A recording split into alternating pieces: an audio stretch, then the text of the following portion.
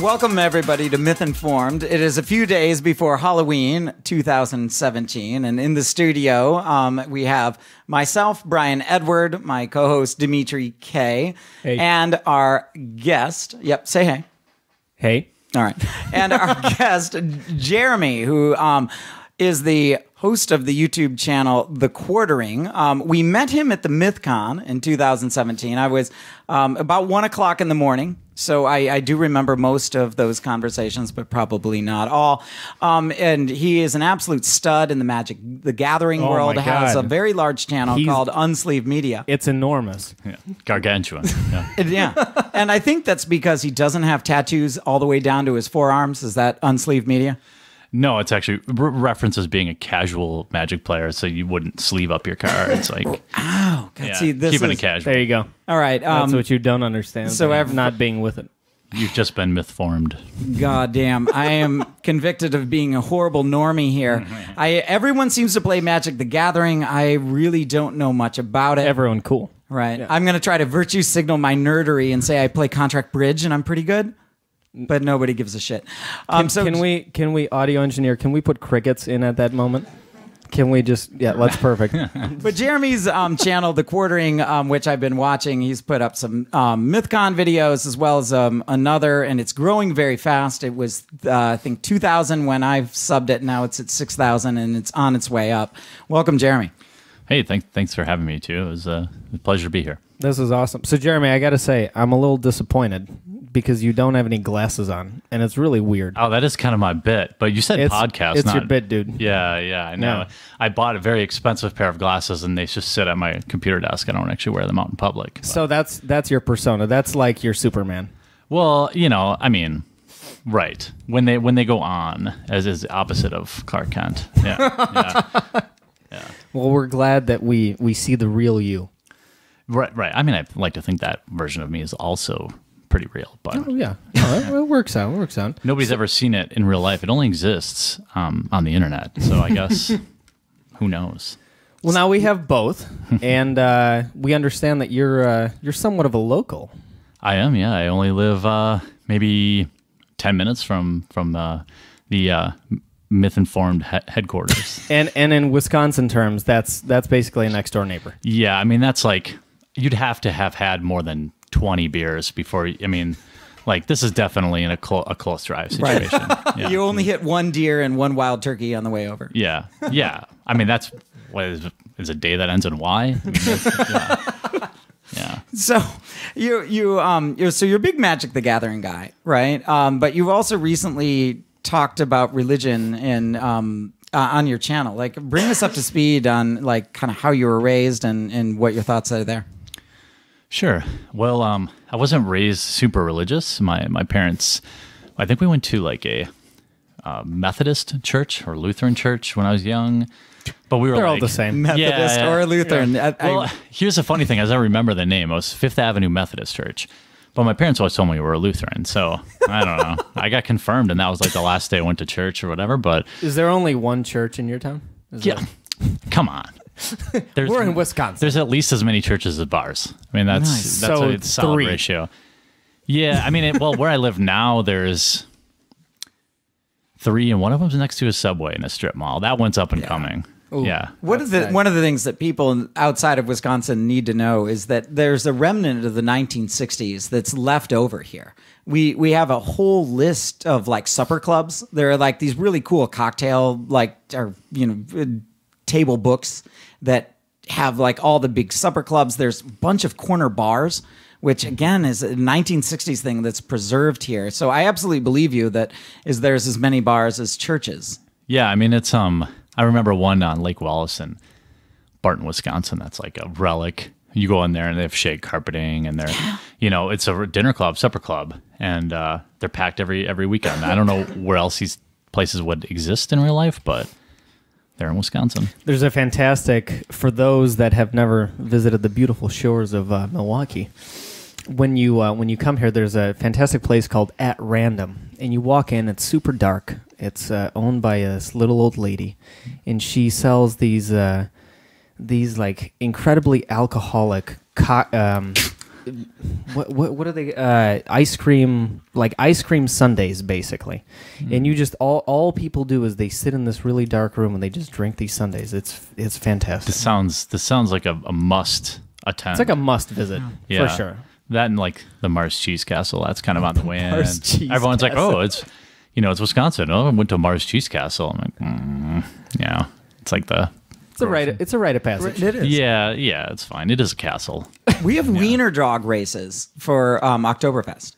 Oh yeah. Right. The last Wiener Dog race that I saw, it's one of the weird things with dachshunds is they get this like L5 S1, which is like in the vertebrae. They can get paralyzed because they're so short and so tight. Nerd alert. It's not. Yeah. It's not uncommon for dachshunds to like when they're 2 years old get paralyzed, and you either spend $7,000 at the vet to kind of make room for the nerves and they come back, or you just put wheels on the back of them, right? And then that was the dog that won the Wiener Dog race. We had 2 front paws and back wheels. Brian, I have to say, forget Magic the Gathering. You have the nerd crown now. Why isn't this on TV?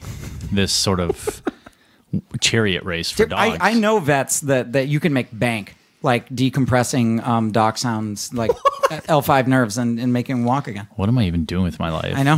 You should get into vet school now.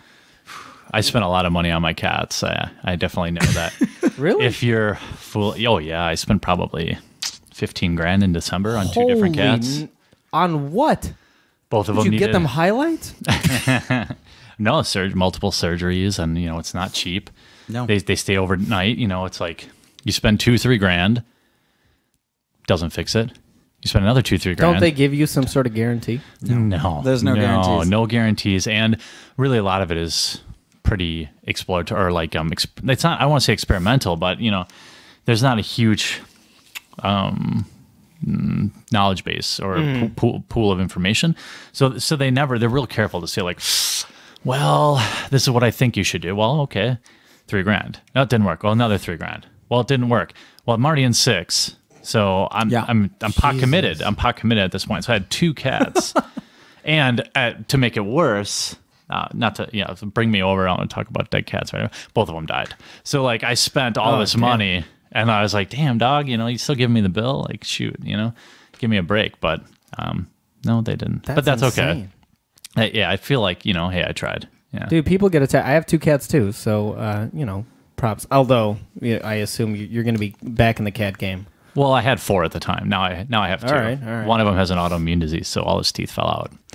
I'm very unlucky with cats. Bad luck with it. Yeah. I feel like you should just cut your losses and just switch to parakeets or something. Well, you know how I like to word it? I like to word it so I don't feel so bad, is that I feel like these cats are lucky that I found them, because most pet owners would not have went broke to help them. So that's what you get. Hit them, put like some violin over the top of that. Checkmate, Dimitri. Yeah. So everyone has an opinion on the MythCon, and you were there, right? How did you find out about it, and why'd you go, and what did you think? This is a smooth transition from cats. Yeah, that was really good. I liked it. I can now see who's really in charge. He's here. a professional. Yeah, he is. One of the YouTubers I follow, which was Sargon, I also followed a couple other people that were attending. In general, really, they just brought it to my attention. And so I'm like, well, I like Carl. I'm pseudo friends with him online. He's going to be in Milwaukee. The least I could do is buy a ticket to, say hi. Since you live in Milwaukee. Yeah. It's kind of hard. It's like with Magic, when there's a Grand Prix, which is these big tournaments. If it's in like under 4 hours away, I kind of have to go, because it's like. Since you have a top 3 channel. Well, ever. I mean, yeah, but I mean, like they don't come around that often. They travel, so it's like, well, if there's one in Madison, I have to go, or Milwaukee, I have to go, because they might not be there for another year. Mm-hmm. So were you in communication with Sargon? Like you had known him, you had some, or were you just like kind of a fan of the videos? Well, him and I actually met when 2 years ago or so. The hate mob. There's an outrage mob over a joke I made on Twitter, so he may relate to that now. But another one? Yeah.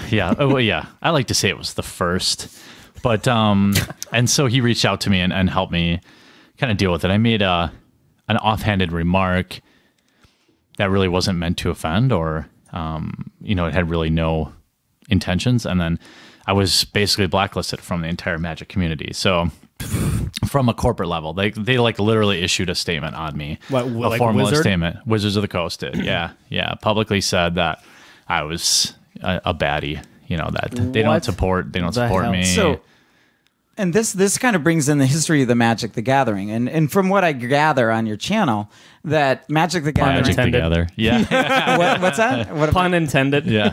Right. What I recollect is that Magic the Gathering really was sold by a lot of kind of mom and pop shops, and then it's gone corporate maybe in the last 2 years. Is that correct? Maybe you can fill us in. Yeah, I mean, it was probably a little further back than that, but yeah, I mean, really, local game stores are the lifeblood of the game. I mean, you can't play, it's common saying like you can't play Magic at Target or Walmart. You have to play your local game store. And now it's more corporate, and they tend to be more political on things, and I'm just not a fan of that. Like, it's not even about their opinion. It's just the fact that a corporation has an opinion at all is what bothers me, and Yeah. I'm not alone in that. We still have local stores, and they are owned by local people, and it's not like Wizards of the Coast can, mandate posters or policies or anything. Oh, it's absolutely. They can do all of those things. They do all of those things and more. They have personal code, conducts, stuff that you're supposed to post in the store, and if you don't, they take away your ability to buy Magic cards.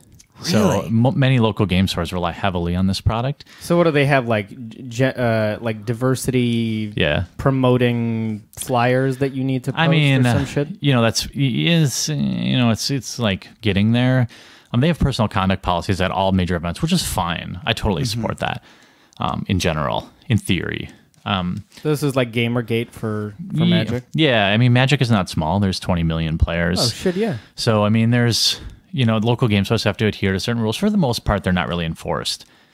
But most local game stores also agree with what Wizards of the Coast may say. They're on the left coast, and everyone that works there is hard left, everyone that's public anyway. And so a lot of these policies that I'm just not a fan of, most game stores agree with. So it's okay. I guess ultimately, fine. But, I'm annoyed that, they came out and had this big, like, Gamers for Hillary thing during the election. I'm like, wow. You print cardboard. Like, seriously, you have to really have ideological stuff in your game, or like in the end, when there's big figureheads signing a petition going around, like that's just, that turned me off. That kind of exposed a lot of this stuff. And so now it's like, once you see it, you can't unsee it.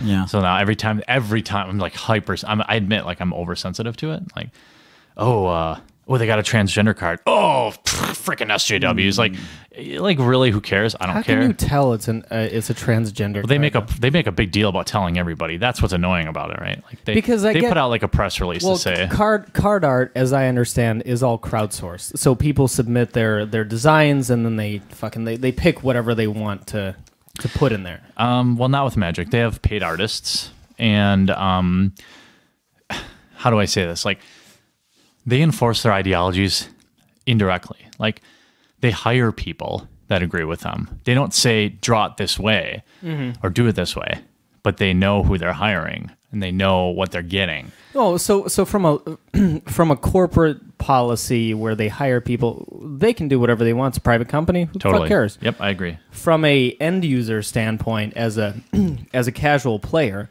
I'm not looking at the card to figure out how many minorities are holding a staff or whatever the fuck. I entirely agree. So yeah, I'm not like I used to play Magic, so I kind of know.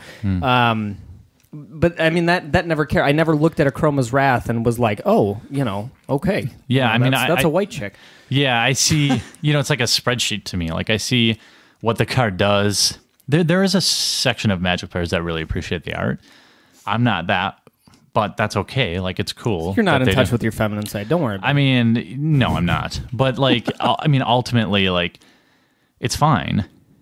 And it's fine that there's transgender cards. Okay, this is like me looking at the card a year ago or 2 years ago. Who cares, right? There's 500 non-transgender cards. Who cares? But if you don't read the press release, which who the hell reads it? Almost nobody. I right? would never know. Like, if I picked up a deck right now, I wouldn't be like, oh, this is clearly a transgender card. Yeah. Right. And that's why I mean, like, I'm hypersensitive to it. Like, most people don't even notice, but I just like, like, can you just print the cards? How about printing cards that don't bend? You know, they have a card stock quality going on right now, card stock issue. That's a major issue. It's been going on for 2 years. Brand new cards coming out of the pack bent. But you know what? They made sure they printed, you know, the first gay couple ever. Like, this is what they're worried about. Like, I get it. Like, seriously, I don't care if every character is gay. It doesn't matter. But like, the fact that they comment about it or they make a big deal about it is what I care about. Like, I'm rebelling against that. Not what they say, but the fact that they even have an opinion at all. So it's like SJW culture coming into a space that has never really seen the proliferation there. Yeah, I mean, the history in Magic is storied with it. So what's the difference like between like the local culture, like at a game store, and some of the more national, like those contests, the more national contests? Yeah, that's a good question. It's vastly different. People in the local game stores are super chill. They don't care about this stuff. They have that same attitude, like, whatever. Oh, this card's trans. Who gives a shit? Like, nobody cares. But the corporate culture, who they give jobs to, like, they actively promote people of certain sexualities on purpose. Like, it's painfully obvious. That stuff I really, really don't like. But that never comes into, you're not playing a match and you go, can you believe that Wizards just... nobody, yeah, right. No one talks about nobody that shit. cares. Like, when I go to an event, if we go and get drinks afterwards, we might be like, you know, like, right. Yeah, okay. You know, you kind of roll your eyes at it, but really, at an event with 10,000 people, nobody talks about it. Right. Nobody cares. The game is so great that it can survive all of this stuff. It could be run by Nazis. Yeah, it seems It seems to me we're like a gay man's experience versus a straight man's experience, and you're saying, well, what's the difference? And well, the answer is, well, did you win? Like, where did you finish? Right? I mean, your experience should be designed on how you've played and what shook out. You're going to be looking at deck building and stats, not fucking who's in this. Right. Well, that's why I rebel so hard against it. I'm like, holy crap. Like, this is seriously what you have time to work on? Like, nobody cares at all. Like, there are no fat neck beard planeswalkers. None. And that is 90% of... Jeremy, you're going to give away your persona. Yeah. Well, and I won't say 90%, but I mean, clearly, it's a huge percentage of Magic players look a lot like me. And there are no planeswalkers that look like me. And imagine that. I still play the game. Like, where does your beard stack up in the grand scheme of beards of Magic players? Of Magic players, I would say it's... Where are you, like a 6 out of 10? Where are you at? No, it's significantly better than that. I mean, it's, you know, it's a little unkempt right now. Yeah, I'd give it maybe 7.5 or 8. All right. Yeah. I mean, there's a lot of beards, but like, you know, they're like, there's a fine line between looking homeless and like looking like you might care. And so, you know. Well, homeless people don't have the money to buy Magic cards, so. Yeah, that's true. They're not cheap. No, it's a very expensive hobby, and that's an interesting thing because most people that play it, like, they spend. So I have the freedom to kind of not care that much. I mean, that's going to come off like a humble brag, but I don't mean it that way. I'm just saying most Magic players I know spend a significant portion of their dispensable income on Magic. Jesus. It's only a small part of like my entertainment fund. So I don't care like about certain stuff in Magic that is really important to other people. Like, I don't care about card prices. I don't care what's going on in Standard or in this meta or whatever. It doesn't matter to me because my life isn't entirely about Magic. But there's a lot of Magic players like that. Most people in the local your channel's blowing up, so you're gonna. The channel's fine, yeah. You're gonna be able to buy even more. Yeah, I mean, the channel does fund the hobby for me, and that I feel very, very lucky for that. But you know, and that's kind of the dream I think that a lot of Magic players have when they start YouTube channels is like, God, if I could just buy a few booster boxes off making these videos, you know, like it's like a drug addiction. $40 a pop or something. Oh, well, yeah, $100 for a box. I mean, decks 3, 4, 5. There was a time 2 years ago where decks in Standard were 600 or 700. And you got to remember, like, that deck rotates out in 3 months. Yep, exactly. And it's worthless for the most part, you know. So you're on a cash treadmill, and imagine like this. Again, this is going to sound mean, but it's just the way it is. Like, I come from the point on my Magic channel, like, I know who my subscribers are, and I react for them in a way like, imagine making $8 an hour. Not that there's anything wrong with that. I'm just saying, imagine making $8 to $10 an hour and having to spend $400 on a deck that rotates out in 3 months. And then imagine spending that same amount of money with cards that curl after 2 months. Like, that's what I'm pissed about. That's infuriating. Couldn't care less about the sexuality of the cards that are, being played. And I guarantee you most Magic players agree with me. You know what I mean? Shitty. It's annoying, but hopefully it will correct itself. Most people play Magic, take many breaks. So that was your big controversy. My big controversy. That's what brought you. That's what literally introduced you to Sargon, is pissing off wizards. Yeah, I mean, literally what happened was it was during the North Carolina trans bathroom issue, like a year or two ago. Word. And somebody replied to me, knowing I would reply something about like, I sexually identify as a planeswalker, which is a character in Magic the Gathering. Yeah. Where can I go to the bathroom? Because he's white. Right. Well, so they said, where can I go to the bathroom? I replied, send your piss into the aether, which is like a literal Magic term. Right. And then Wizards came out and called me transphobic. Are you shitting me? No, I'm dead serious. Yeah. How is that transphobic? Assuming that you can't go to the bathroom, you have to go into the aether. That's gotta be it. Well, no, I think they were mad that I was even making a joke about it, right? But like, retarded. if you actually follow me on Twitter, you know I'm not transphobic. Like, I don't really care. Again, what you do behind closed doors is none of my opinion. Do whatever you want. Who cares? Yeah, as long as it's legal, like no kid stuff or whatever. That's weird, but like, I mean, like whatever. I really don't care. And so, I was just like this country bumpkin from Wisconsin. I had no idea what an outrage mob was. I had no idea what getting doxxed would be like, or what having people try to swat me would be like. And I reacted like normal people. I came out and I apologized, which I'm like really ashamed of now. And like Sargon kind of took me under his wing a little bit and was like, "Yo, don't worry. These people are just mad. They don't know." Did he watch your Sleeveless channel? Yeah, he did. He knew who I was at that time. He's into Magic? Yeah, we you know what we did after MythCon? We played Magic for 4 hours. You son of a bitch. And you didn't invite me? Yeah, sorry. Unbelievable. You were busy emceeing, I'm pretty sure. Yeah. Busy deflecting fucking threats.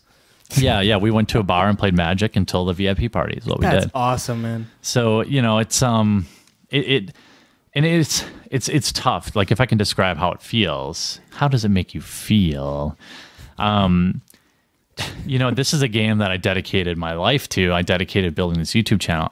And then to have them come out and be like, we don't want you in our community. It's your mother disowning you. Yeah, it was worse than that. I could understand if she did that. But these guys, I'm like, whoa, I've been shilling for you nonstop, unpaid for 3 years. And at the time, I had probably 100,000 subscribers. At the time, I was probably the second biggest channel in Magic. And they killed my channel. Like, it took... I'm just finally recovering now 2 years later. And asshats. Yeah, it was really weird. And it was this bizarre experience, one that I think you guys can relate to right now, is like, I had no idea how do I meet insane outrage with reason? It's just, they don't want a baseless accusation. Yeah. I mean, I'm like, come on guys, like, I don't care. And like, they, yeah, it was weird being labeled that kind of stuff. It's weird. It seems to me that there's this ridiculous assumption of motives, right? If I go and buy some milk and someone says, "Well, why didn't you buy chocolate milk?" You're a racist.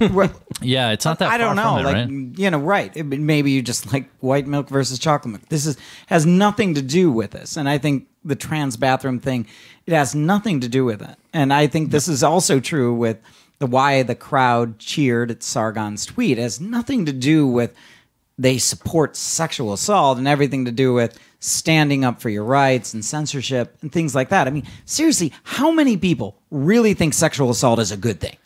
Well, I mean, how many sexual assaulters are there? I mean, that's the list, right? If you're somebody who commits sexual assault, then you're cool with it. Everyone else isn't. If you listen to stats, it's 1 every 5 fucking people. Right. Whatever. Yeah. Which the best example is that would put us in line with like Somalia or the Congo. In terms of sexual assault. So if we're that bad, okay. Well, there's a female in the room right now who just wheeled her chair back a little bit more from you. She's looking a little uncomfortable.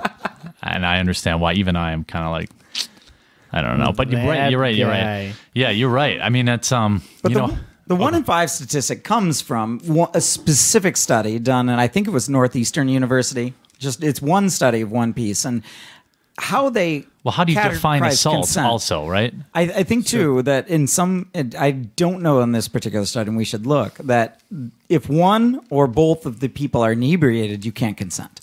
Well, so that to me, like, is that sexual assault? And who is really sober on a college campus? Virtually no one. Well, it's one of those things, right? Like where regret becomes assault the next day, right? Like I made a mistake. Oh, I mean, he raped me.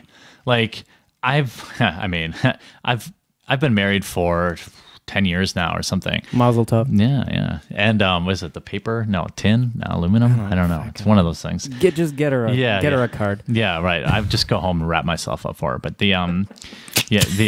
sorry, hon, I can't take a dinner. I spent all the money on wrapping paper. Do not pull a Justin Timberlake. It doesn't work. It doesn't work. Well, whatever he does works for him, I'm sure. But for me, it might not be as well received. But we'd probably reuse all the wrapping paper on Christmas gifts too, which would be unfortunate for our gift receivers. But it's weird because I see that in Australia too, and like Barry talks about that, and it's really scary. I can't imagine. Like I went to college not that long ago, and like when people hook up, like they're both drunk and they go, and this is how it really happens. Two drunk people in the bar make a mistake and they have sex. Are there people that like, does it happen? I'm sure, of course it does. Like, and that's bad. But it's we were living in a weird time 2 or 3 years ago when the Rolling Stones article came out, and then that woman was like debunked, the one that said she was assaulted. Virginia, yeah. Yeah, like I was really worried. I'm like, what kind of if I ever had a son, okay, I would be really I need to really have a strong conversation with you before I go to college. Like, it's just not happening. Like, keep it in your pants because you never know. You could be dating somebody and then all of a sudden, well, and then your life is ruined. Right. Forever. You're a rapist. And that doesn't, and the weird thing is listeners will go, well, they're just making it. How does the woman feel in this regard? I think. How does the man feel? I think we unequivocally around the room disparage sexual assault against women. No one would ever advocate for that. But you have to look at some sort of egalitarianism in this. What if you wrongfully accuse someone? They're fucked. Yeah, you're guilty, and then until proven innocent, right? Mm-hmm. Well, what happened is, in the rolling back, if you took it to Title IX, right? And Title IX would mostly, to me, would mean, and to a lot of people, you have the same amount of scholarships for women as you do for men. So this, especially if you have a Division I college football team, this is great for women. And you've got a golf team, there's a lot of scholarships too. So this has really helped women's sports. It's generally been a good thing. It's been a negative to sometimes club sports like rugby or wrestling. They'll have to cancel that, especially if you have a D1 football team. But recently, or there was in 2011, Obama had created the Dear Colleague letter. And that changed the rules for sexual assault on campus. So before, you had to call the police, right? And the police would hold the evidential standard of beyond a reasonable doubt. That's the way they're going to move in. Is there enough for a conviction or at least a trial? And then they'll move forward. But now, after that colleague letter, the campuses themselves have to adjudicate the assault victims. And the standard is preponderance of evidence. So you can be suspended even based on preponderance of evidence, even though you could never be convicted in a court of law. You don't have the right to face your accuser either. So in the Virginia case, certainly, I mean, what's most extreme about this is after the alleged rape was supposed to have happened, there's months and months of texting back and forth between the two of like, hey, the girls are going to come over, in your room, where you guys at? Very, very, very friendly. Right. So to me, it seems obvious that something happened later, that they fell out, and now you have an accusal of rape. And the counterpoint is, well, false accusations of rape are very low. But when you lower the standard like this, you only ask for them to go up if you can do this. And Betsy DeVos in those days, maybe one of the good things that the Trump administration is actually going to do is maybe look into this. Will they do it in the right way? I have no idea. But it certainly does need to be looked into, because there's about 130 court cases hanging in there on these kind of false accusations. And the taxpayers are paying this. University of Colorado paid. Montana paid. I mean, these are like multi-million-dollar lawsuits that are being funded by the taxpayer. And these are wrecking kids' lives. I mean, we don't help rape victims by punishing the innocent. Well, yeah, I mean, you have, yeah, right. The more doubt you can cast, the more doubt that's cast around real victims coming forward, it decreases the likelihood that they'll be believed, because more people that get exonerated of it, I mean, there's no doubt that some of those 130 cases are legitimate. Yeah. There's no, I mean, it would be statistically unlikely for them to all be fake. It would also be statistically unlikely for them to all be real. So how can 130 be 50? I mean, it's probably never going to be zero, but lowering the evidentiary standard doesn't seem to me the solution to the problem. The solution to the problem to me means teaching consent laws to our consent itself, not consent laws, but teaching the practices of good consent to both genders. Not saying that this is a male problem or a woman problem. Teach everybody consent. Stop the rapes. Minimize the rapes in the first place. You don't even have to deal with this at all. We could get a lot better at consent. I think Lacey Green has good stuff to say about that. Yeah. I'd love to have her on the podcast. The sad thing is that this conversation is going to get misconstrued as some sort of MRA apologetics. And that is that's not what's happening. No one is apologizing for sexual assault or rape. They're simply saying that there's two sides of every coin of every argument. Well, I know, I think, but it's also, you can't help the poor by pulling down the rich. You can't help black people by pulling down white people. You must lift them up. Well, I know, but that's the thing. Free speech is not a zero-sum game, right? That I think is what happened at MythCon. Speaking of free speech, I was going to say. Right, that is, like, I think that you look at it, if it's not coming from marginalized communities, that the majority versus the minority, zero-sum game, right? So if you have free speech, Dimitri, then that means they have less. And that's bullshit. I mean, this is like the stock market. Wealth can be created. Speech can create it. So I guess I reject that principle. Well, we had Brian and I obviously know we had this recent conversation with two gentlemen on the Serious Inquiries Only podcast, and I haven't heard of that. No, it's they're up and coming. Yeah. That's a joke. We all know. Come on, I was trying to fire a laser guided salt missile there, and you guys shot it down. For some, right? Brian, it was the dome project. He's very cordial. He makes fun of no one. No, but Jeremy, I assume you'd heard that exchange, and obviously we did our best to be, respectful in that conversation. And we've seen commentary online where some of that was misconstrued, and, we are practicing unabashed apologetics, and, we're lying about situations. So we don't tend to get into those online conversations. And we've gotten messages of both support and this criticism that I just mentioned.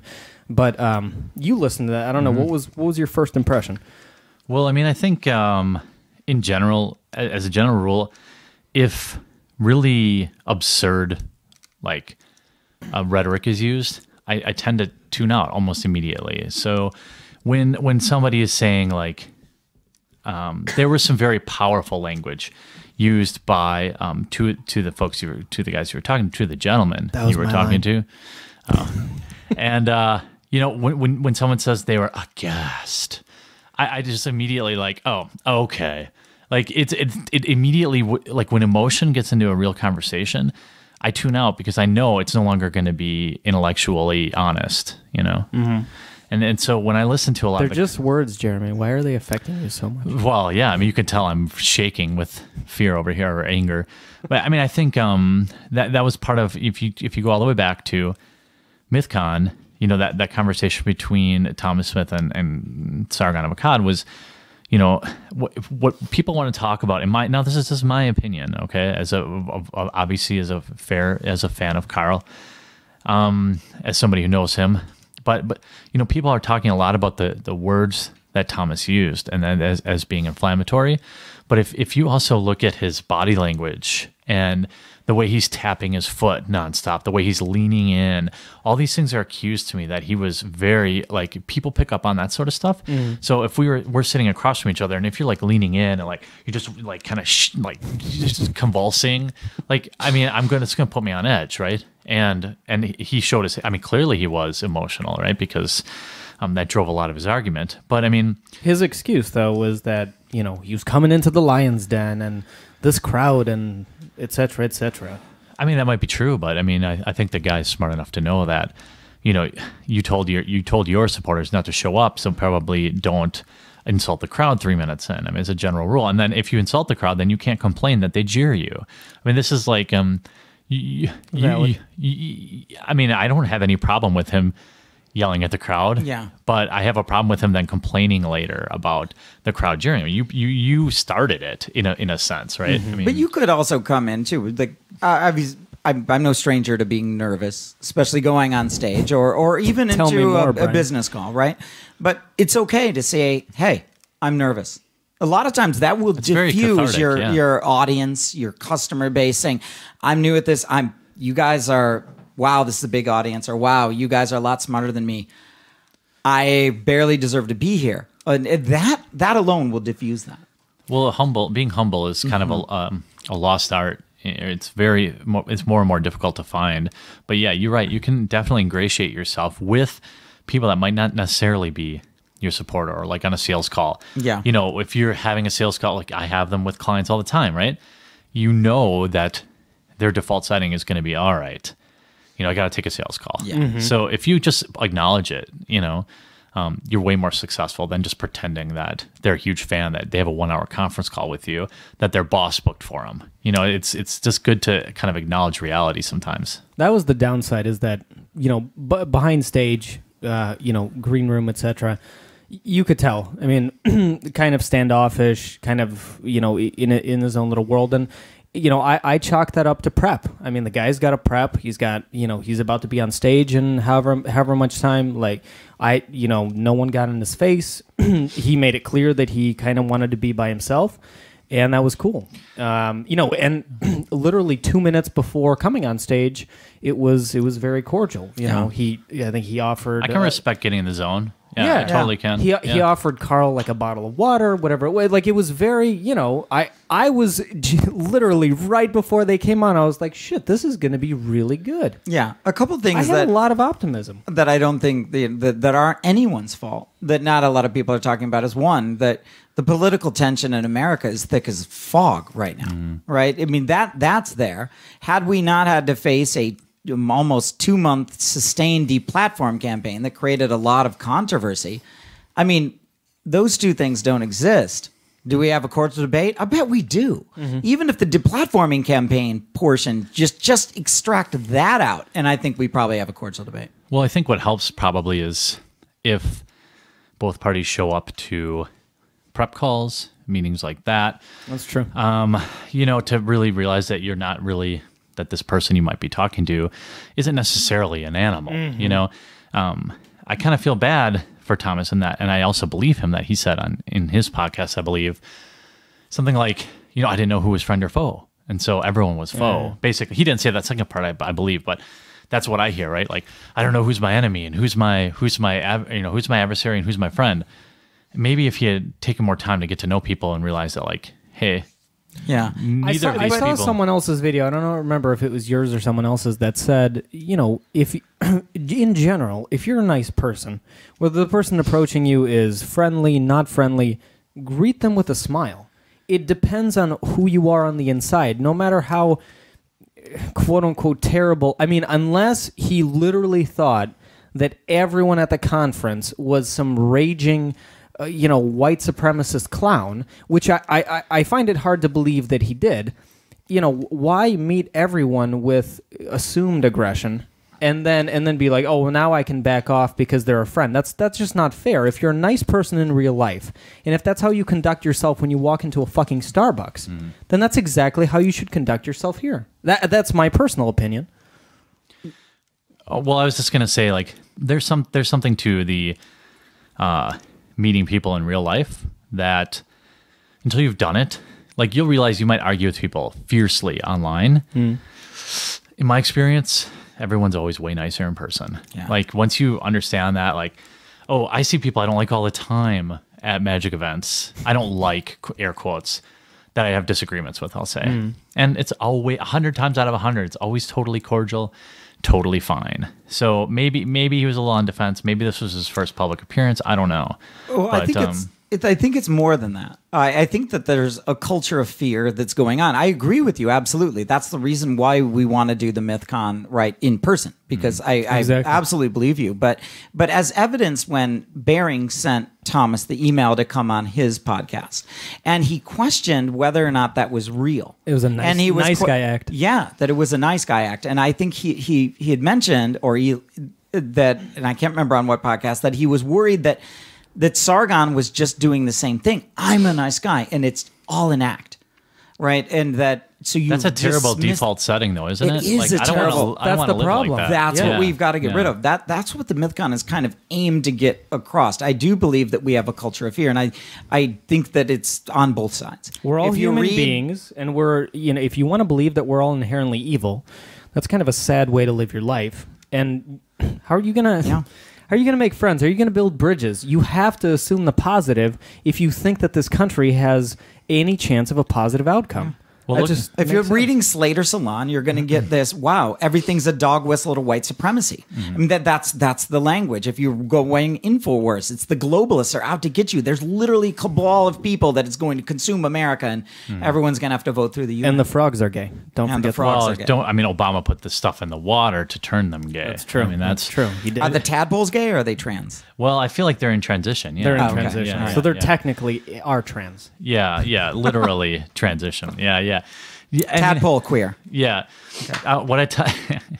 What I always tell a lot of people who are worried about this kind of thing, and because I've been doing conferences a long time, is that like, if you think everyone's going to be so worked up because all you do is live your life on the internet, just look at what work is like. Like I work in an office with 15, 20, 30, 40 other people who all voted different ways, who all have different political opinions, yet somehow everyone gets along. And when there's extra cake in the break room, everyone runs back there the same.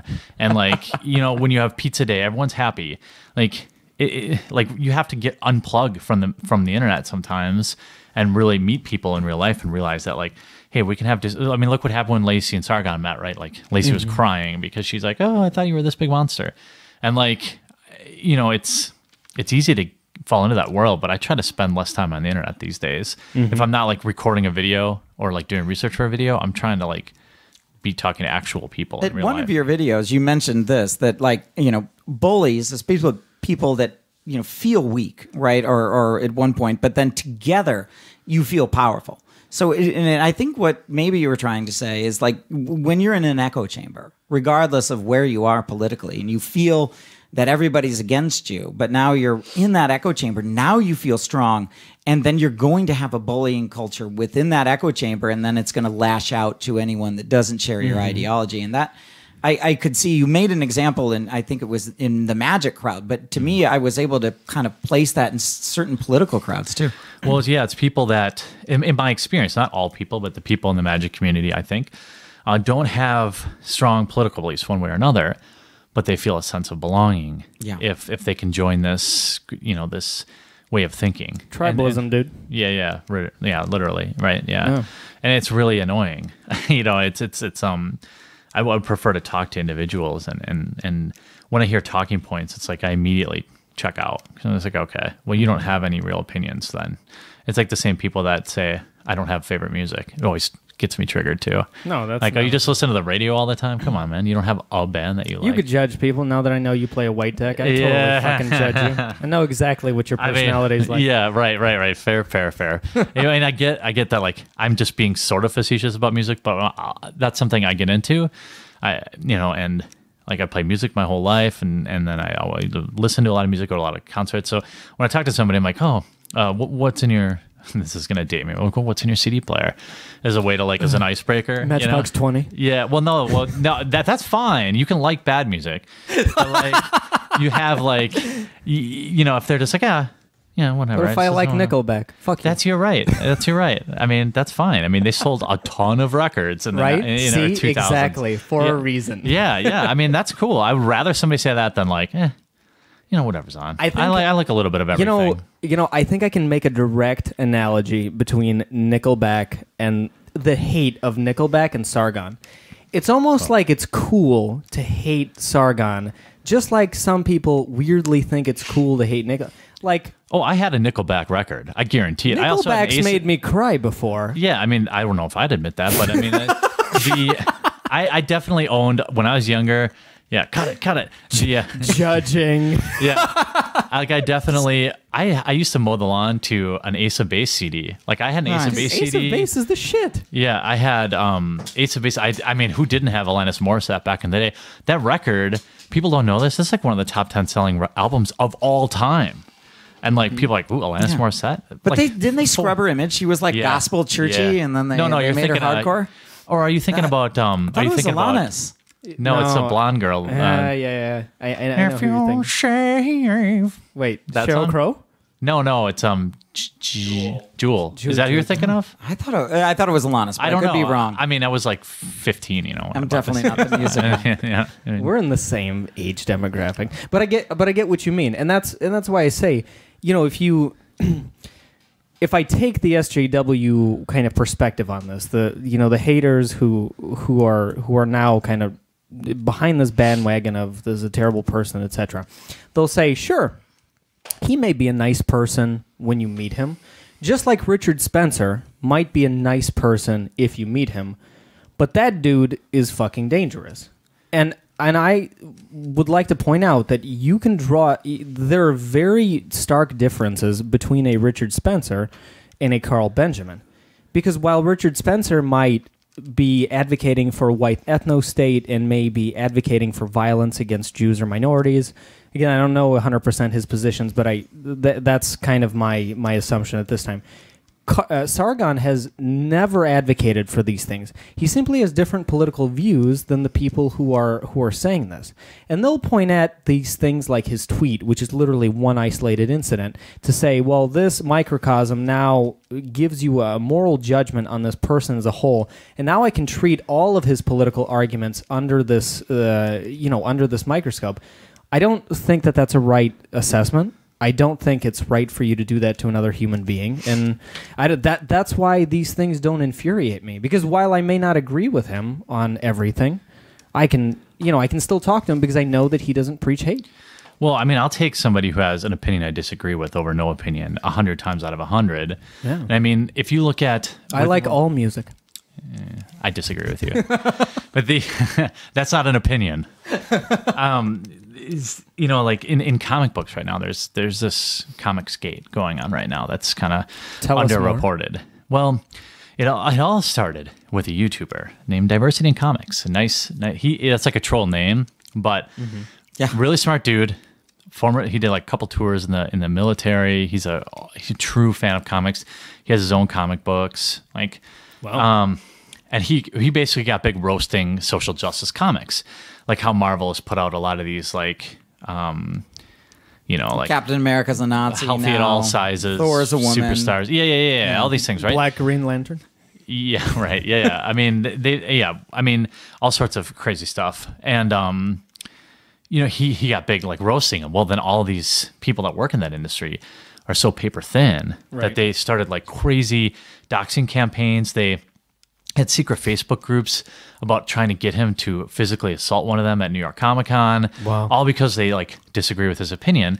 And they would say to each other, I promise it's going somewhere about like agreeing with opinions. Yeah. They would bully other comic writers and be like, ooh, I see you follow Diversity in Comics. I have to block you now. Like, just because you would Guilty follow somebody on Twitter. Yeah, it's absurd to me. Like, I follow lots of people that I really disagree with. That's so I can farm my lols. Like, I have to follow them on Twitter from, like, a account they don't know, so then I can make sure I farm them all, keep them neat and organized, and then I can respond to them. And there might be a salient point in there that you actually adopt. That's totally. The thing. Yeah, even the people you disagree with, you'll agree with some of the time. But talk about somebody that we probably won't agree with hardly any of the time would be Richard Spencer. And you had a video about him recently in that at Tampa. Is that where that was? So he's invited to a college campus, or I don't think he was invited. I think that University of Florida. No one's inviting him. I think that he's allowed to. Anyone's allowed to just get space there. So you've got good video of this, of him on stage, and like the entire crowd. There's a whole. The auditorium's half full. Most people are just screaming, "F you, Richard Spencer, leave, get out," right? Only a handful actually engage him because, I mean, the white ethno-state, it's pretty easy when you to say debunk. engage him, do you mean supporters or? No, I mean, they're all detractors, right? Got it. I mean, There were a few supporters there, but not many. Yeah, not many. They were all in the front row. But what I think Jeremy was saying is the best way to deal with this is not show up at all and leave this massive empty room With and like laugh 5 people. and meme them. Yeah. Or get in there and actually hit the arguments and say, guess what? Culture has nothing to do with race. If a Mexican or a Middle Eastern person comes over here and they blend into American, you're just wrong. You have no genetic argument. There's this millions is of all examples. about culture. Right, yeah. And that, guess what? We can have a sensible immigration policy without being a racist, Richard. Well, It would be a lot better. Instead of like pretending he's the martyr, which he's going to do to a lot of dumb people that are going to support him, just pound him out. And then everyone that's looking, oh, well, God, he wants the notoriety. I think that's the big thing. And this accusation was leveled against us. Like, we invited Sargon for the notoriety to stir up this conflict. I'm like, bitch, he's been on the schedule for 5 months. Well, and let then, me ask you And then this. someone randomly decided to kick up the shitstorm that no one wanted. Let me ask you this. So, okay, follow me here. I'm following. When you put on a convention, the purpose is to you would like to sell some tickets, right? You bet. Of course. So Because these things lose money. right. So what sells tickets? Inviting somebody who has notoriety or inviting somebody who doesn't? I mean, I don't understand this argument at all. I mean, I'm not saying this is your argument. I saw it coming from a lot of people, and I'm like, look, at the end of the day, this is not a charity event. I mean, it is essentially, but you have to put butts in seats, and it's not Seth Andrews, Aaron Rods, Matt Dillahunty sell tickets. That's why they're commonly invited. right. Why are they at conventions? Because they sell tickets. I mean, I bought a ticket because Sargon of Akkad was there. I basically started the quartering because of MythCon, because of all the controversy around it, and like, Look at that, great success. Yeah. There's great success. So, I mean, I don't understand that argument about, oh, you only invite controversial people. If I were running a convention, that's all I would invite. Yeah. You know what I mean? Like, I would try to have some diversity of thought, but are you kidding me? Like, when you have 1,000 seats available, I want to have no less than 1,000 people there. And by inviting people who everybody agrees is benign, nobody's going to show up. Exactly. And that's ridiculous. There are enough conferences, and I'm not saying that this is a point of differentiation, because we have our own kind of strategies of kind of sticking in the middle. But being center left, center right, it doesn't matter. You can't just label people Nazis and then be like, well, that's who they are. And in this case, there was no strategy to pick someone who was controversial. There was a strategy of, hey, we know of this atheist who has a very large following. Thus, that's a segment of the population who we are not engaging, and we cannot alienate people, so let's bring him to have their views represented as well. Imagine that, like a sound business decision. I mean, there's... Shocking. Yeah, I mean, I never understood, like, I'm not, like, even though I'm in the home here in the studio, like, I'm really, I'm being honest when I say, like... You're in the lion's den, motherfucker. Yeah, well, that's okay. But I've had gonorrhea, so nobody wants to eat me. That's LOL. That's a Judge Dredd reference. Deep cut from Judge Dredd. But I don't understand this, right? Like, of course you would want controversial people there. If without controversy, who's going to show up? Like, I'm not, and some people maybe misconstrue this. Like, I'm still learning how people put words in your mouth. But at the same time, like, I'm just saying you have to sell tickets. And that's where the decisions come from, not from, ooh, this is really going to chap some asses. It's like, we want to have people that are going to sell tickets and also put on a good show. Like, you have to have a show, someone who's good on camera or good on the podcast and good on stage. And the list of these people is really small. Yeah, I think the accusation of opportunism is pretty low. It's right. it's a low blow that doesn't, again, for all of these detractors that say, you know, Thomas and his podcast, he benefited from this whole event, and now he's doubling down, Jesus, because now this is kind of his thing. This is what he's known for. He's increased his notoriety, and you want good for him. He's in the United States. He's a capitalist. Fuck, good for you. Well, you do your thing, Thomas. But at the end of the day, you know, it behooves him to shit on us because that's what may potentially get him more business. And of course, he's going to continue doing that. Well, that's under the guise of moral outrage. Yeah, well, this is the trap a lot of people get into a lot. You know, with these ponage channels on YouTube, you know, they build a following of people that support a certain activity, and then they kind of get stuck. They get addicted to that, and then like, you know, here's how I might approach it if I were Thomas. If I could go back, he was like, Jeremy, you seem like a smart dude. Can you tell me, like, I'm really having an issue with this. You know, I would say, get the people that disagree with this, buy every ticket in the house. Don't let a single Sargon fan show up. Mm-hmm. I mean, what more powerful statement to have him on stage, and instead of having 50 people cheer, you could have had 250 people boo him. Exactly. Like, it's like, why you give up and then you whine that you lost. Like, you have them show up, buy a ticket. It wasn't expensive. You didn't have to do the VIP thing. A lot of value. Big fan. Buy your tickets for MythCon 5, all that stuff. But just show up to the debate. You can't win if you don't show up. Right. But the moral outrage argument, like, what is moral outrage? Moral outrage in Saudi Arabia is a woman driving a car. Not right. anymore. I mean, no, seriously, it is. Not as of June 2018. I mean, people are still, I'm sure. Well, a woman about it. walking around unsupervised without a male authority in public is definitely still very controversial. Right. So what's controversial, what's outrageous is absolutely subjective, right? Mm-hmm. And so it seems to me that you could claim, okay, you're an asshole, but let me unravel your arguments and defeat you by your arguments. Forget the character and then say, guess what? You're wrong and you're an asshole.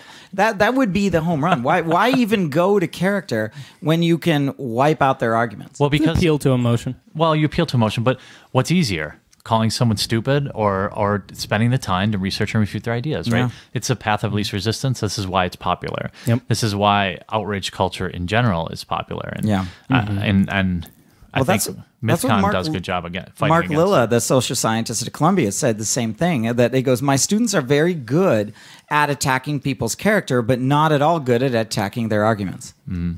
Yeah, that takes work, right? I mean, you can say, look at this tweet. This tweet is a sole embodiment of everything you've ever been and ever will be. That this guy is, yeah, and like that to me is so intellectually lazy. Mm-hmm. Like, why are you even bothering with that? Like, why don't you pick apart go pick his most popular video or her most popular video and pick it apart and show that you're smarter and instead of just saying and put it across the board too, right? If we're going to condemn Sargon for the offensive tweet. Right? And let's be fair, it's offensive. But then we have to condemn Linda Sarsour in the entire Women's March, of which she co-chaired and spoke at. And this is a woman that told Bridget Gabriel and Ayaan Hirsi Ali that they deserve an ass whooping, and I wish I could take their vaginas away because they don't deserve to be women. Right? One of these women, Ayaan Hirsi Ali, is at stage 4 FGM when she was a child in Somalia and escaped a child marriage at 13 and escaped in the Netherlands. Talk about weaponizing FGM. And I wouldn't try to deplatform Linda Sarsour. I think her ideas are terrible, and I think she's a bitch. But I mean, that's still not an argument. So to deplatform Sargon, we also have to say we have to condemn the Women's March. Yeah, and you can't make people second-class citizens. So all of these people have, when I say these people, I mean... Whoa. What do you mean these Scrub people? Scrub that from the final recording.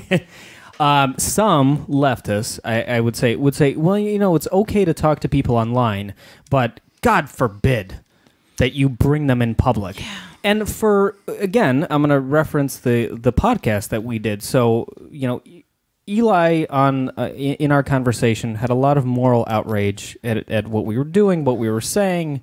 What we weren't even saying. I mean, he had some strong emotional responses. Now he's going to turn around and go and on Sargon's podcast to have a conversation with him. What the fuck kind of hypocrite are you? He's a genius marketer. No, and I understand, and that's where I was going with that is being an opportunist and being a capitalist. I have nothing against that. That's why we live in the most essentially free country on the planet, and he's able to do that. But when you accuse other people of being dishonest, when you are using, I didn't even want to accuse him of that until now, just because it's so much hypocrisy.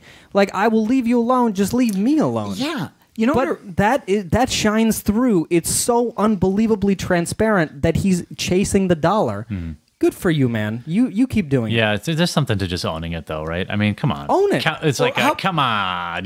But how about this? Does it not utterly remind you of like Separate but Equal?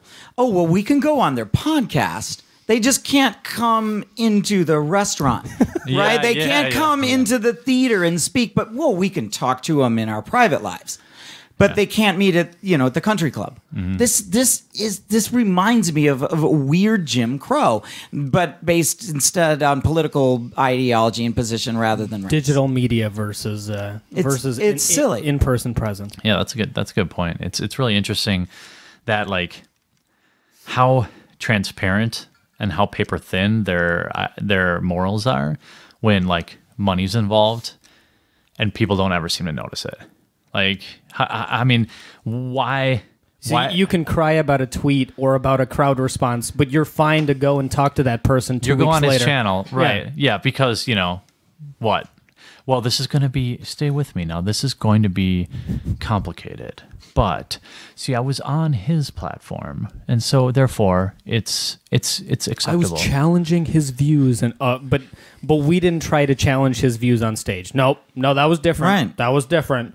There was a home crowd. You wanted to give him softball questions. Yeah. This is why we picked Thomas Smith to give him softball questions. Yeah. But then you blamed him for going on stage and being mean to him. Well, no. The tone of the conversation changed because of the interviewer, and thus you can't blame the crowd reaction, or you can't blame the fact that you told people to boycott the event. So really, you don't really have a leg to stand on. Could you imagine if there were like 200, even 50 Thomas Smith supporters there? Where's he from? There Chicago? were a lot. Well, 50 more, we'll say. Yeah. Like, isn't he from Chicago? No, he's from California. He's a Sharks fan. Okay, I talked to him about that. California. Cool. Okay, so I was wrong about that. I think Eli is. Oh, no, Eli's from Australia, isn't he? What? No, he's Eastern. That's right. We met him in Chicago once. So I thought he was. How do I think he's Australian? No, he doesn't even talk. On no planet is that dude Australian. But if there's 50 more Thomas Smith fans there, go ahead. Okay, well, let's just say the Thomas Smith supporters, instead of deplatforming, had just gotten 50 more people there.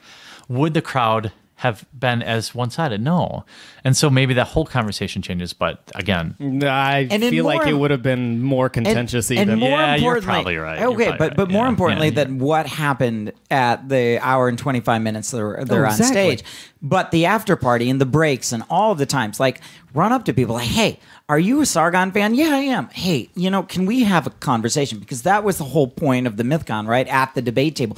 Seek people out and say, can we have a discussion? I had social justice warriors come up to me and actually apologize and say, look, there are ones of us that do want to have conversations. Let's talk. And that's what we wanted. We wanted people that of different political persuasions to approach each other and do that. And there was actually a lot of that. I wish there could have been even more. Dude, we had like 8 of us walking around in the hallway in the VIP party, literally coming up to people, talking to them, asking, how did you like the event? What we weren't selectively picking people to come up to. How could you know, right? You were just asking attendees. And literally 0 points of criticism, and they make this mention that afterwards there were people that complained. Well, where were they? Were they scared? Well, there's his email of me in my white blazer. Was I really that scary? Well, I mean, I thought it was a bold move, but you pulled it off. I mean, it was like, isn't that something about after Labor Day or something? Something about. Oh yeah, but anyway, fuck norms. Fuck norms. Yeah, you were really out there, trend setting. But it's interesting how. And maybe this will blow up in my face, I'd happily admit I was wrong, but you notice how some people are saying, there were tons of emails from people who were at MythCon who are utterly, destroyed by the event, post them. Take out their name, take out their email address, post them. Yeah. Like, I will believe you. But right now, I don't believe you. Like, I don't believe that you got, like, the way they say it is like, there's hundreds of messages who are offended. Now they'll make them up. Show them. Yeah. You're right. You're right. Yeah, you're right. They probably will. But you post them on your blog then. You know, like, show me. No, right. And we can post the message of support that we've received. And I'll be fair, there were people who messaged our Facebook page that were saying, you know, I do not condone the type of people that you bring. Sure.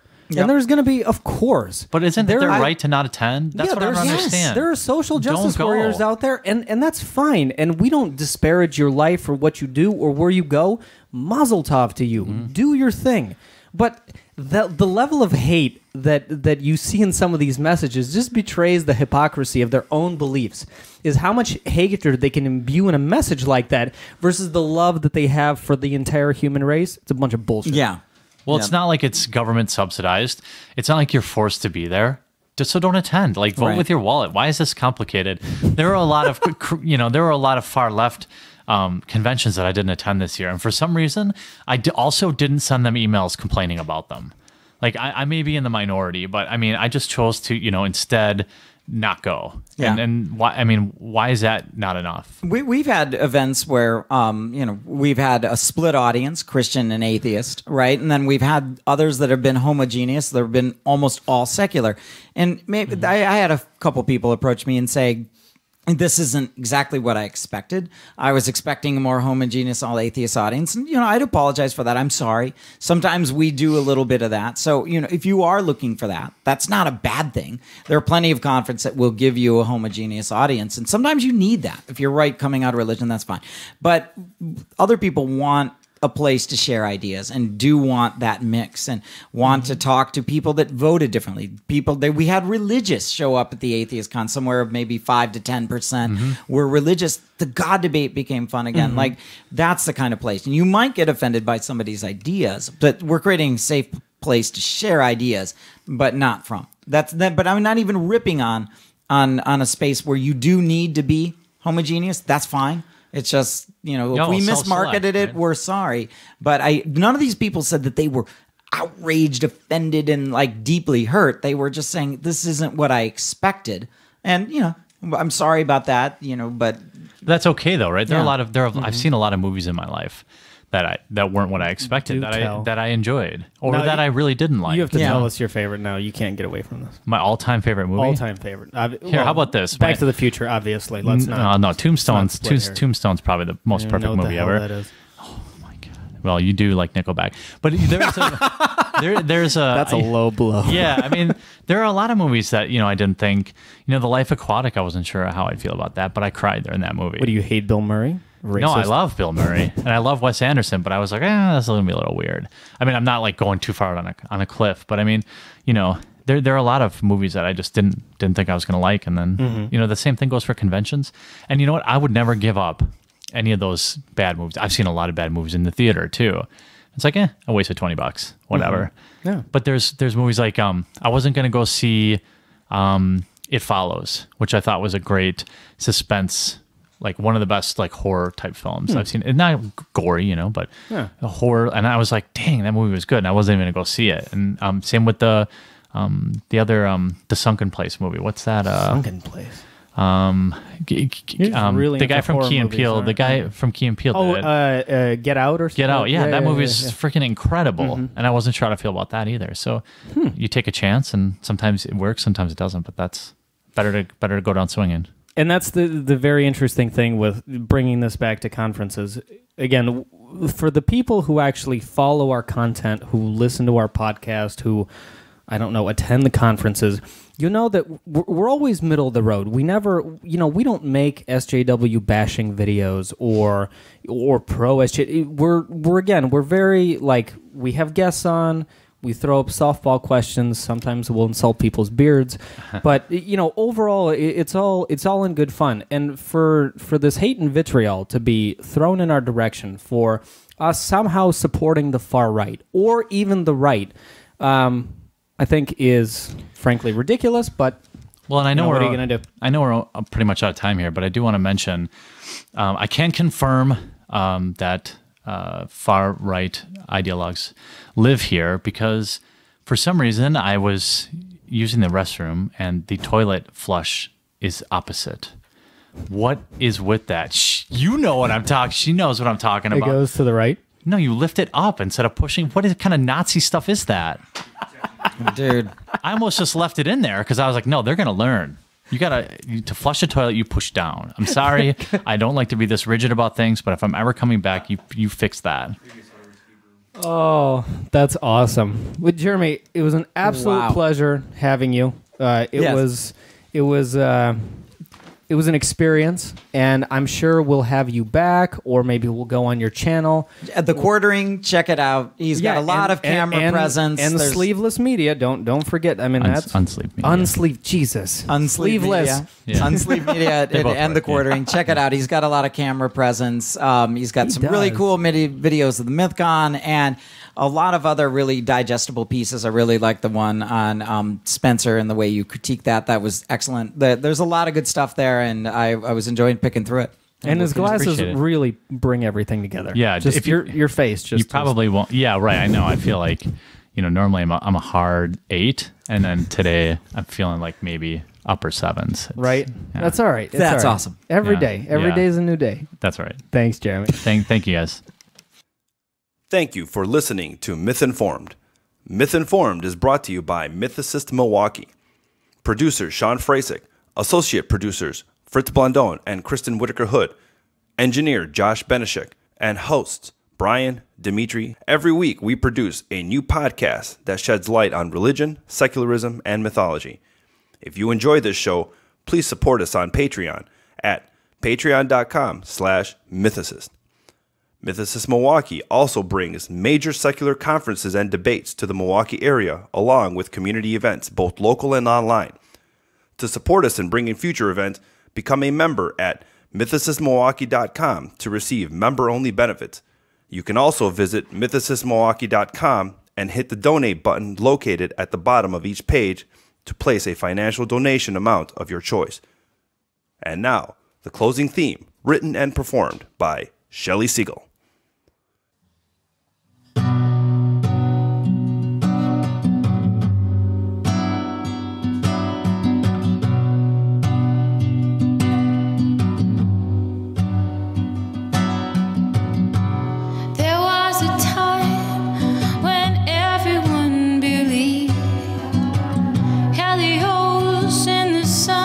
Poseidon in the sea, Athena's wisdom and beauty, and Hades underneath, Isis of fertility, and ether of the Greeks.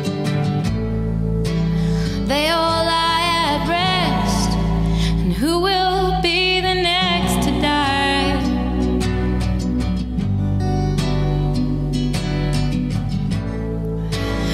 They are all myths, and who will be the next to die?